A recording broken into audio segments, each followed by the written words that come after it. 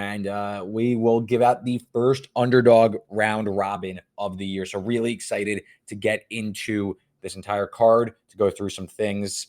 Yeah, let's get right into it, right? So first up, I recorded the week 1 show that dropped on Monday, last Thursday, and then the market kind of nuked a bunch of bets that were in the account and that I wanted to share. So I do apologize if things moved. It wasn't intentional, obviously, nor was I doing the one moving, but it wasn't intentional to like hand out numbers that were a point or two off. I know like Michigan State specifically, I was talking 11.5, went all the way through by Monday. Now it's sitting at 14. So, I do apologize, but I hope the handicap and the insight was useful in making your decision. It was a great episode with JD, just a bit more data than I thought. These numbers have kind of hung around for months now, and now obviously when it's time to get the content out, trying to stay ahead of it. And a few numbers moved, but apologies on my part. I don't know if that's going to happen as much during the season. But anyway, let's talk some quarterback battles. A few interesting ones. I mean, obviously, a lot of these things have been decided for weeks now. Some of them are going to be ongoing competitions, but there are a few that were decided, like Oregon State going with Giovanni McCoy, the Idaho transfer. He beats out the likes of Ben Branson, the veteran quarterback with the Beavers. McCoy's pretty exciting. I don't know what to make of this Oregon State team. Obviously, a lot of turnover from the Jonathan Smith regime, but I do think that McCoy gives this team some serious spark. We saw Idaho nearly beat Cal last season. So McCoy has played some FBS competition. I'm interested to see this team dual threat, so we could really see McCoy show out a little bit with like a weird pseudo Mountain West Power 5 kind of schedule. So I'm excited to see what Oregon State puts together. Another one, I'm pretty happy about this one. Anthony Colandrea beat out Tony Muskett. If anyone has been keeping up with college football the last year or so, Colandrea is pretty electric. I would say high floor or high ceiling, low floor type of guy. But I think for a team like Virginia that needs some sort of spark, especially on offense, Colandrea definitely gives them that edge over a guy like Muskett, who is nothing, like is just flat out bad. At least Colandrea is able to chuck the ball down the field. He's not afraid to take chances. If you're playing like such an underdog, I feel like you need to be capable of taking some chances and making some plays. So I am pretty excited about Colandrea taking over the job for Muskett full-time now. I mean, you look last season, deep passes, which are 20-plus yard throws. About 20% of his attempts came on those, and he still completed a third of them. 15 big-time throws to 5 turnover-worthy plays. So he's a bit of a gunslinger. So I think at least he makes Virginia a little bit more watchable as they try to take the next step forward. Another announcement, but I think this one's a little strange. UNC is going to split time between Max Johnson and Connor Harrell. I mentioned this on the show with JD. That we both agreed we like the under because we weren't sold on quarterback play on both sides, really. Specifically UNC, though, given that they're likely the more potent offense. Now you got Mac Brown saying that both are going to play. Bit shaky there. I don't really know how that's going to go. I'm not really in favor of you have two capable guys. Usually, if you have two guys gunning it out in the season, that probably means they're both not very good. Or the one that's supposed to be much better isn't good enough. And I'm looking at Max Johnson in that regard. So a bit concerning there. And I think that honestly helps the underplay. Maybe Connor Harrell's used more in short down packages and maybe around the goal line as a rusher. But I think that one's an interesting one to watch. That's going to be, as you're listening to this tonight, Thursday night. The total continues to dance around the key number of 51. I played a 51 when it popped. It's at 50.5 right now. I would wait for a 51. Some more injury news on this game I'll get to now. Darius Taylor, star running back. This is a guy that was ripping off big gains early in the season before an injury. He was banged up with a hamstring in fall camp. Daniel Jackson, the starting wide receiver, their number one threat, he was dinged as well. Hasn't been an update, and there hasn't been a depth chart. So kind of some suspect. We don't really know what it's going to be. I would say the market's probably moving, like people are getting conflicting reports. So we will see on Minnesota sideline, how it's going to look. Again, they're going to Max Brosmer, but if this is supposed to be Darius Taylor's offense, he's a bell cow running back who, when healthy as a freshman last year, really, really showed out. Taylor last season for the Gophers rushed for 799 yards, 5 touchdowns in 5 games, and one of them he only had 1 carry. So in 5 games, sorry, he had basically 800 yards. He rushed for over 100 yards in 4 of them, over 190 in 3 of them. I mean, this guy was an absolute moose, and he had some high volume too. So if he's dinged or he's a bit hampered, this could be tough sledding for the Gophers offense transitioning to a new quarterback. So we'll see. I like the under there. That's anything. A few more that I think are interesting. Games I would say I have my eye on, and I want to see how they're going to go. Tulsa, they are going to be going to Kirk Francis, but it seems like Cooper Legas and Williams are also going to get some time. UNLV, Haj Malik Cunningham is going to get some time with Matt Sulka. We'll see. We're going to talk about that one in a little bit.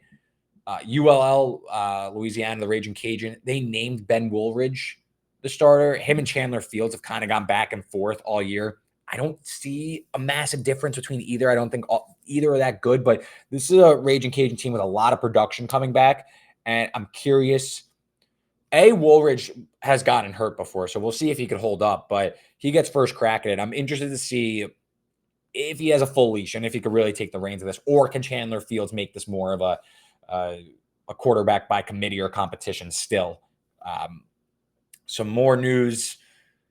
Georgia, we don't know what the running back room is going to be, but I'm interested to see what happens with Trevor Etienne.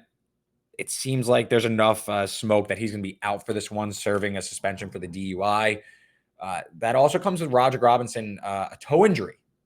So it's looking like it's going to be Branson Robinson, the sophomore 4-star, and a handful of freshmen backing up Georgia. I mean, look, it's Georgia, so I'm not super concerned. I don't think that Trevor Etienne really is a point spread mover, especially when you have a guy like Carson Beck at quarterback.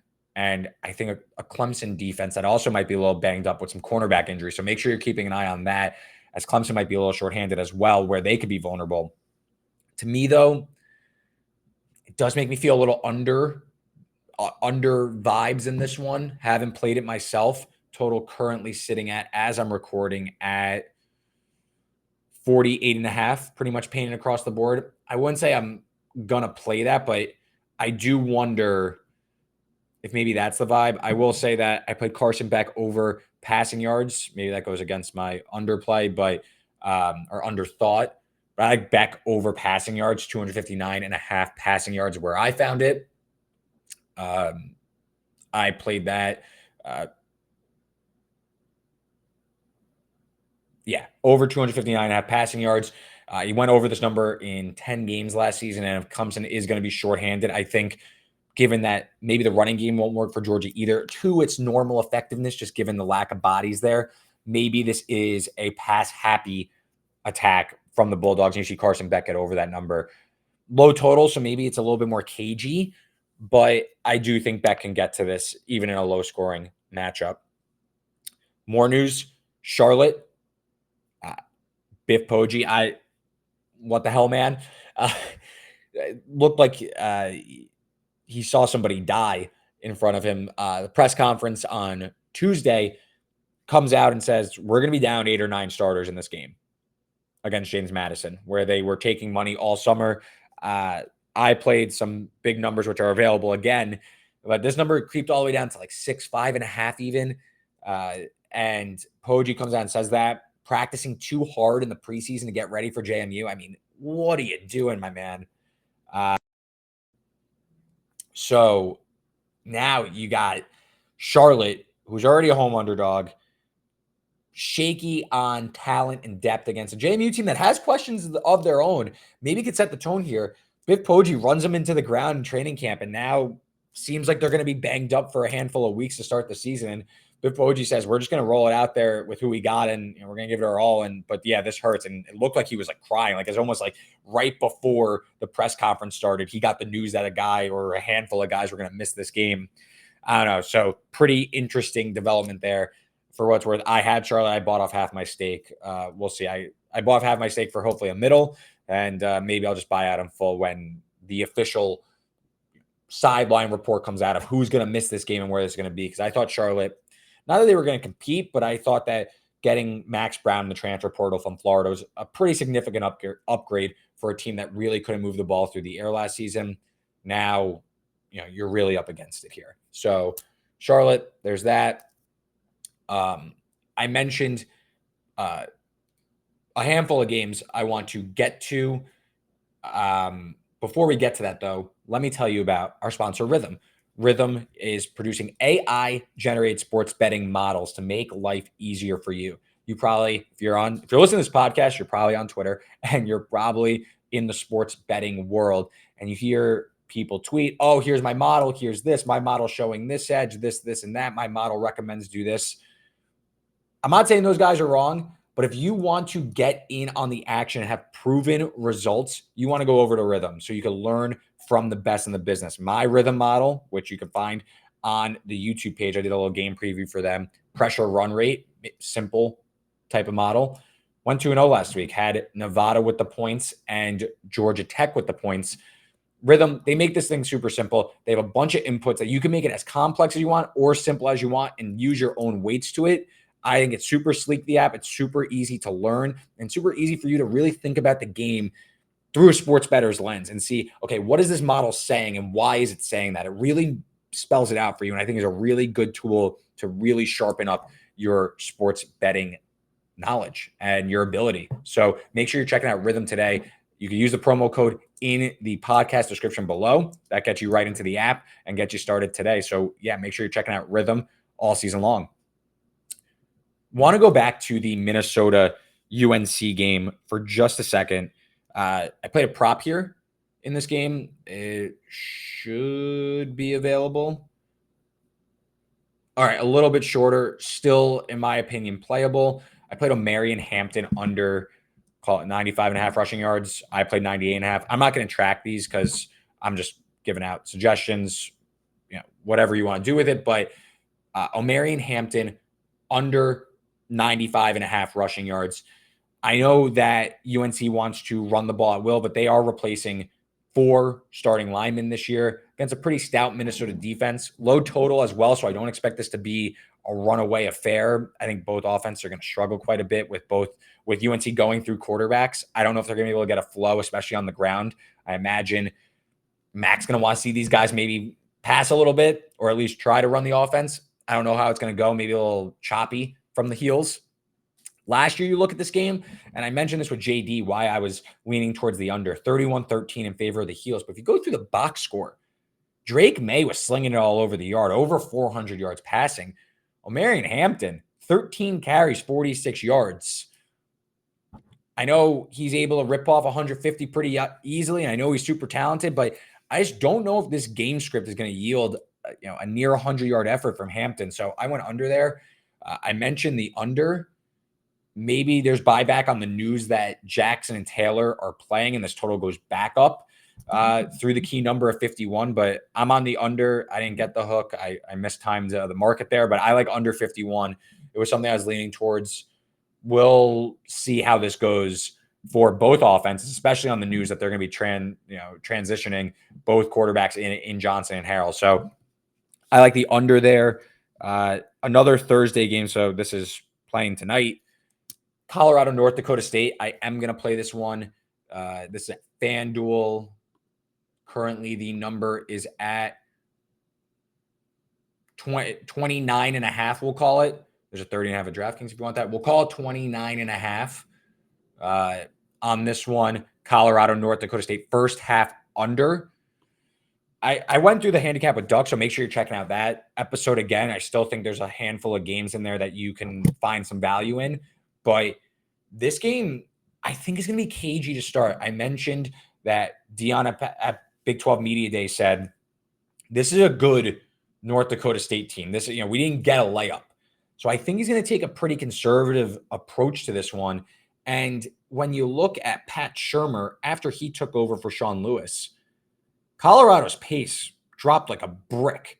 They were playing in the final 3 games 4 seconds slower on average per play than they were with Sean Lewis in there. They also took their pass to run rate from 68% pass to 54% pass, dropping it off. So a near 50-50 split on the ground. I know that North Dakota State is going to be down there All-American safety Cole Wisniewski, but I just don't know if Colorado is really going to open this one up so quickly and take the top off a Bison defense that they clearly are respecting going into this one. The Bison, on the other hand, new coach, but I do think it's going to be a similar style. They want to run the ball, and they're coming in a little shorthanded as well. Their starting fullback is out for this one, and I think they might struggle to get traction. Colorado transitioning offensive lineman yet again. Maybe they improve, but first game, I don't know. This is one where I think it's a little bit slower paced and not as explosive early.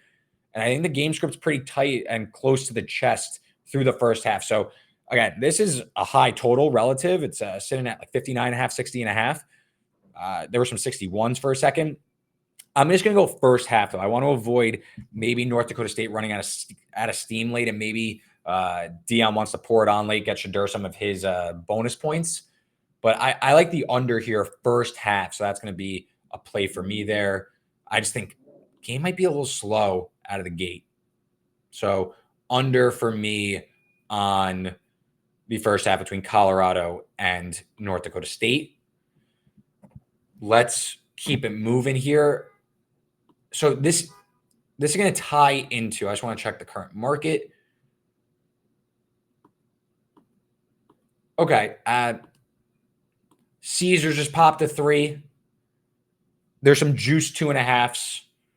If 3 becomes widely available, I will officially add it. But if not, this handicap goes in together, and I'll mention the round robin.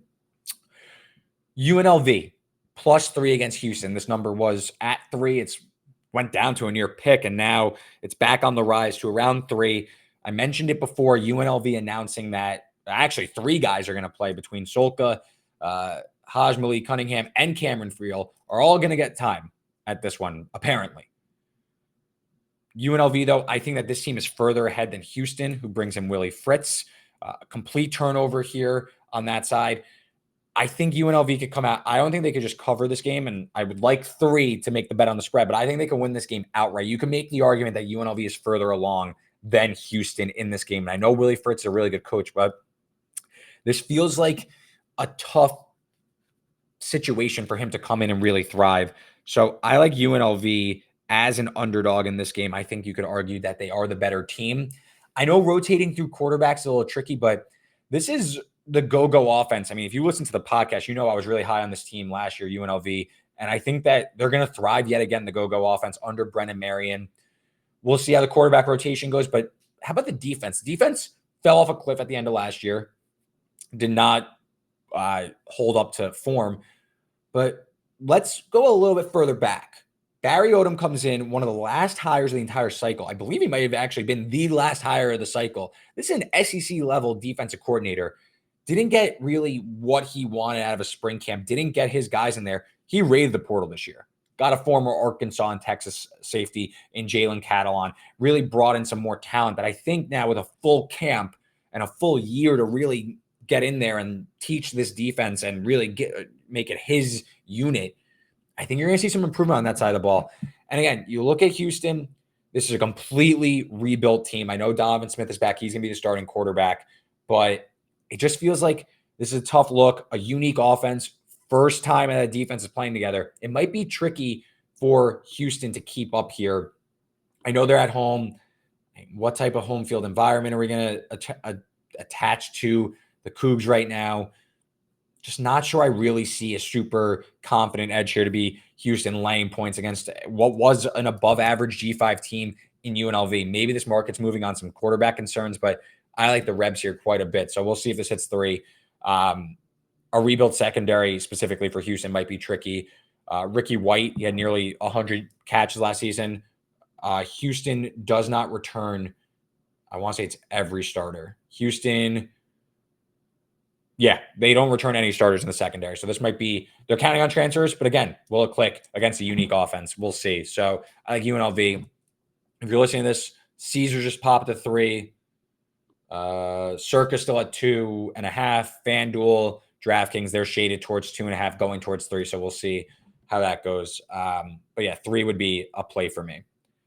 So yeah, hit on a few games. I feel like I've been really, I feel like, first of all, this is like the third episode talking about week 1, but it feels like I've hit on almost every game, at least a comment on it. So now, to get to the end of this week, it's exciting.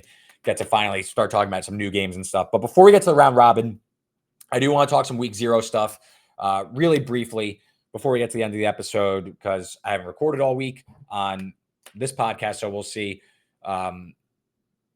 what else we can get into. To me, I think Florida State. So the question is, week 0, you look at all these games, Florida State lays an egg, and then SMU escapes with what would have been a cataclysmic, I can't even say the word, would have been a disastrous loss for SMU. They end up escaping against Nevada. I'm more concerned about Florida State, though. I know SMU looked terrible, but if you do a little bit further of a deep dive, I think, the bad punt that led to a 10-yard drive really did SMU in, at least from like getting a hot start and really building up a lead. I mean, look, I had SMU laying 24.5 and it didn't look good, but I know Preston Stone didn't look good early. They still kind of cooked Nevada's passing game. 0.34 EPA per dropback, 81st percentile. I mean, they were chucking it all over the yard. 8.8 yards per dropback. That was 84th percentile amongst teams last year. Overall, it ended up being a positive offensive effort. Stone, rusty, sure, but he still finished with 254. His pick, a little bit of an underthrown ball. I wouldn't even say it's that bad. He ended up picking up late. RJ Maryland looked good. He had 8 catches for $162. I'm not like saying that SMU is going to be rolling, but I'm giving him a little bit of a mulligan. On the road, I think they got punched in the mouth. I don't think they took it too seriously, and it kind of spiraled quickly. They were lucky to get out of there with a win. But like, to me, there were some fundamental issues with Florida State that makes me concerned about them going forward. Not necessarily on Monday night against Boston College, but just in general. Linebackers looked lost.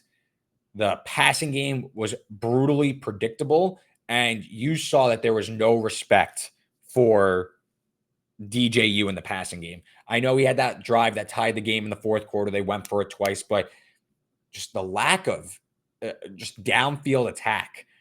This team, they averaged 6.89 yards per play on passing downs.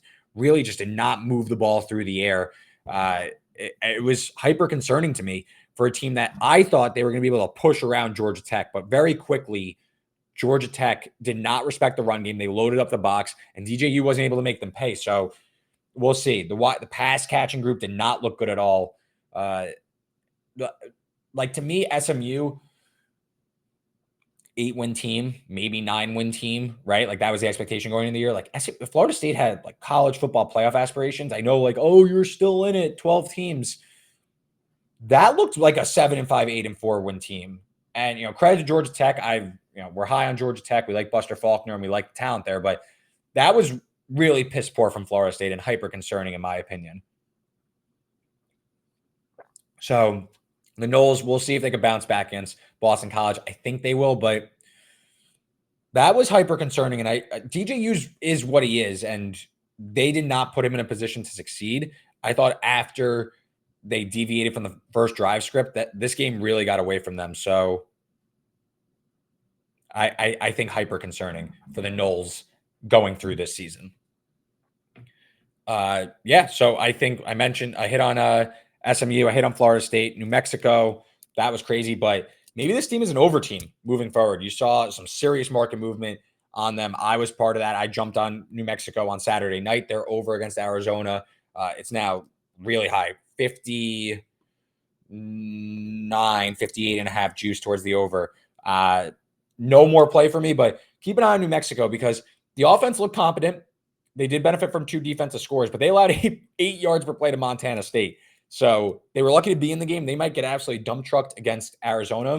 But maybe the offense is going to keep playing at an above average tempo, and maybe they are able to, in blowout losses because they're going to be terrible, get 14 points or so, get 10 points or so. So we'll see. I thought that was an interesting takeaway from the New Mexico game is that the offense, granted, it was a first game script for a new coaching staff, but we'll see, because that is a proven coaching staff that gets positive offenses out of mobile quarterbacks like Devin Dampier clearly is with Bronco Mendenhall and Jason Beck.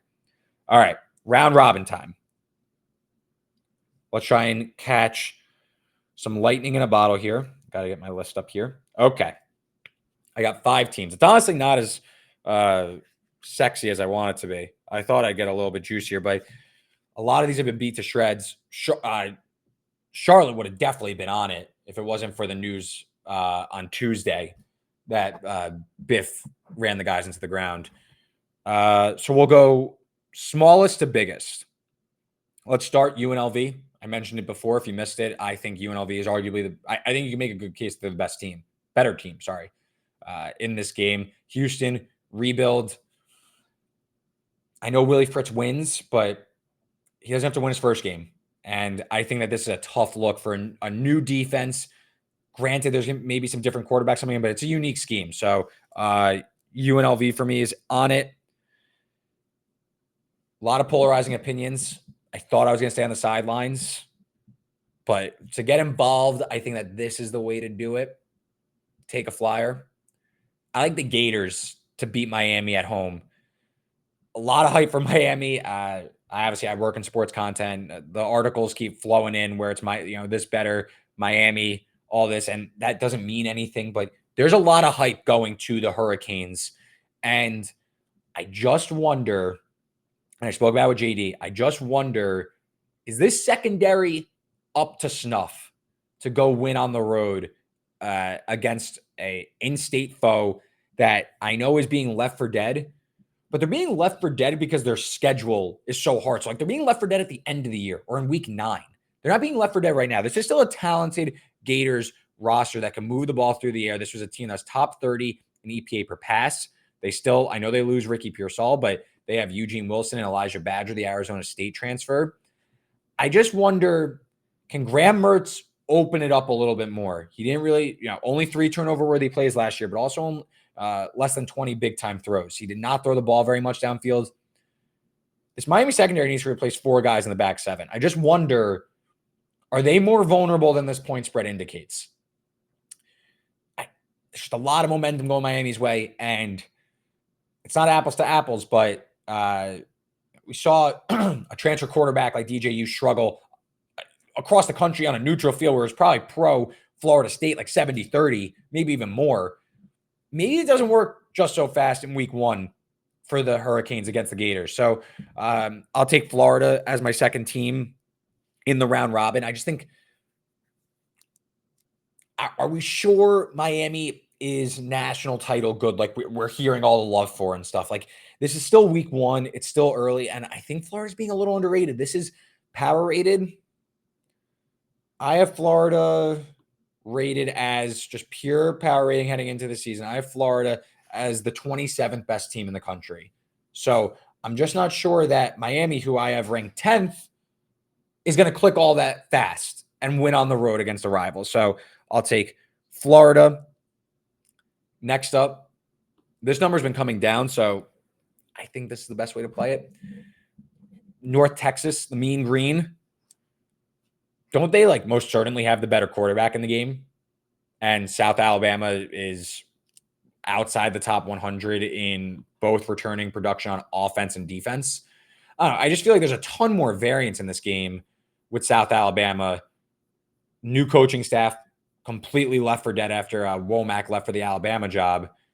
We're just sure South Alabama's going to come out and cook. I know North Texas defense is terrible, but Chandler Morris, look, the guy beat Max Duggan for the job at TCU. Maybe it was some lip service to make his dad feel better, but he's been the starting quarterback twice there. I know he wasn't that good, but this is not what it was the past 2 years. I don't know. I think North Texas. I still think Eric Morris can run a good offense. It's a high total. Maybe this game is back and forth, and North Texas is live at the end. So I'll take the Mean Green as my third. I just think there's a ton of variance in this game.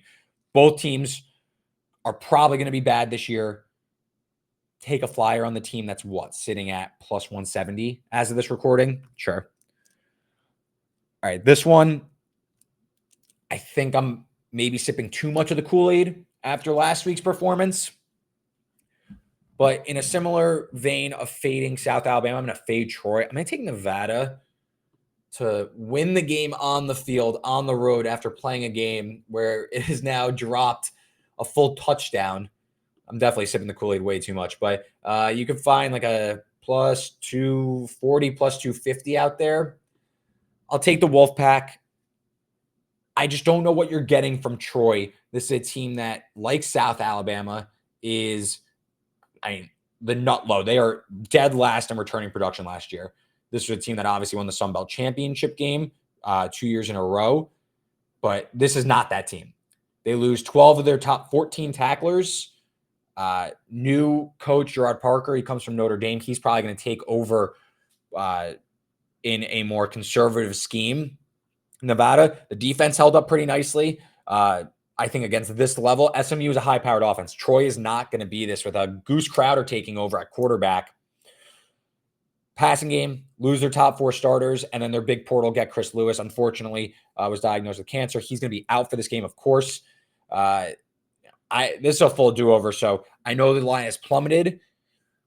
I just don't know what this number really should be, given that we saw some confidence from Nevada. The offense was schemed up really nicely for the Wolfpack. Brendan Lewis is pretty terrible, but Matt Lubbock coming from Kansas, that Andy Kotelnicki and Lance Leipold tree, maybe this offense is better and starts to look more the part. So I don't know. I think Nevada could be live, so I'll take them to win at Troy. And then my last one, if you've been listening the last 2 weeks, Southern Illinois. I think they're going to win. I think they're absolutely going to win the game on the field in Provo against BYU, who still hasn't announced their quarterback. Southern Illinois, this team beat Northern Illinois last year. They beat Illinois the year before that, and they led Kansas at halftime the year prior to that before losing outright. This team is the FBS killer, and I think they get them. I think they get BYU in this one. If you want some more on that, make sure you go listen to the episode with Duck. We go really deep into that game. So yeah, just want to hit on a few rapid fire notes, some market developments, and a little round robin. Let's see if we could catch some fire there. So best bets, which have been given out over the course. Some conference previews I gave out some best bets for this game, but I'm just going to read them off. Ahead of this week, we got like 10 plays or so. So yeah, let's just get through it. We got Sam. Let me just see if some of these are still available.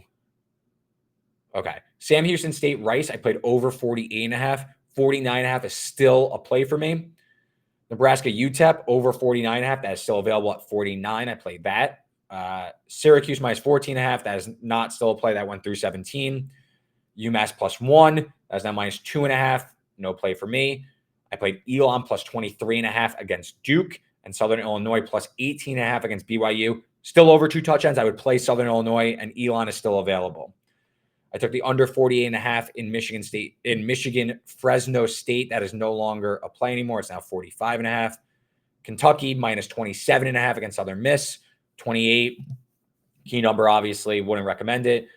Sparty against FAU. I played Michigan State minus 11.5. That's no longer available. I played the TCU Stanford over 60.5. That is still available at a better number. That moved down, so I still like that. And then I played the North Dakota State Colorado first half under 29.5. So we have a whole mess of plays in here. Really pumped to be back in the swing of things. I'm really pumped to get a new set of games on the docket and talk about that. The preseason stuff has been absolutely incredible. The podcast is absolutely booming. It's doing great. And I appreciate everybody for listening. Hopefully we get some winners along the way. I hope you guys have appreciated the process, and hopefully we're in pretty good. The futures, I'm not going to read through all of them because there's about 30 that were given out on the pod, but for the most part, looking pretty, I would say at least 75 to 80% of them, just eyeballing them, have aged nicely if you have tailed. So yeah, hopefully a big year. Thank you all for listening. Thank you to Rithmm, our sponsor. For anything else, I'll be yelling through my phone on my Twitter at Reed Wallach to find the plays. If I add any more, I'm betstamp at RW33. And if you want any more of those futures plays and to check them out, make sure you're checking out the Early Read Show Bets doc in the podcast description. Until then, we'll talk next week with our next guest and talk some week 2.